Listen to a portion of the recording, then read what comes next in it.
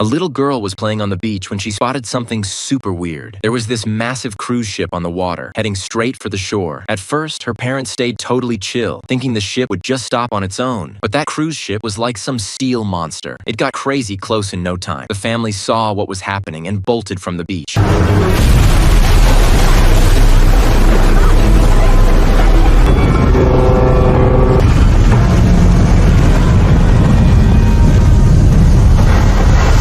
They had no clue what was going on, so they rushed back to their vacation house. But when they got home, the internet was completely dead. They didn't realize it yet, but the end of the world was already here. That night, the kids crashed early since there was no Wi-Fi. The bored dad was messing around with some blocks and chatting with his wife. Then the doorbell rang out of nowhere. He opened the door and found a man and woman standing there. The guy said his name was George, and the woman next to him was his daughter, Mira. Jack had no idea why they were knocking this late. George explained he was actually the owner of this house, the landlord who rented it to Jack's family for their vacation. Since they did the whole rental thing online, they'd never met face to face. He only knew the person who rented the place was some woman named Julia, Jack's wife. Even though George showing up was super random, Jack still let them inside. When Jack asked what was going on, George told him and Julia that even though this totally broke their rental agreement, he had to come back to the house. For some reason, his part of the city had massive blackouts and the internet was completely fried. People were starting to freak out. To keep him and Mira safe, he had to bring his daughter back to this remote old house. Before coming here, George tried calling Julia to give her a heads up, but his phone had zero signal, so he had to drive back with his daughter in the middle of the night. He was hoping they could crash at the house for just one night, and they'd figure everything else out tomorrow. When Julia heard this, she said no way. According to their rental agreement, she had the rights to the house right now, and she could refuse anyone she wanted. When George saw she wasn't having it, he said, "Sorry, hold on a sec," and walked straight over to a storage cabinet nearby. He pulled out his keys, opened it up, grabbed a stack of cash from inside, and handed it directly to Jack, saying he'd give back half the rent money if they'd just let him and his daughter stay one night. Jack took the money and tried talking his wife into it, but she still wouldn't budge, so they went off to talk privately. His wife didn't buy George's story at all, and she didn't want to share a house with total strangers. What if something dangerous happened? Jack thought they didn't seem like they were lying, and most importantly, George knew Julia's name and could open the storage cabinet in their house. They got into this heated argument about it, and finally decided to go talk to them again. If anything felt off at all, they'd just say no to the whole thing.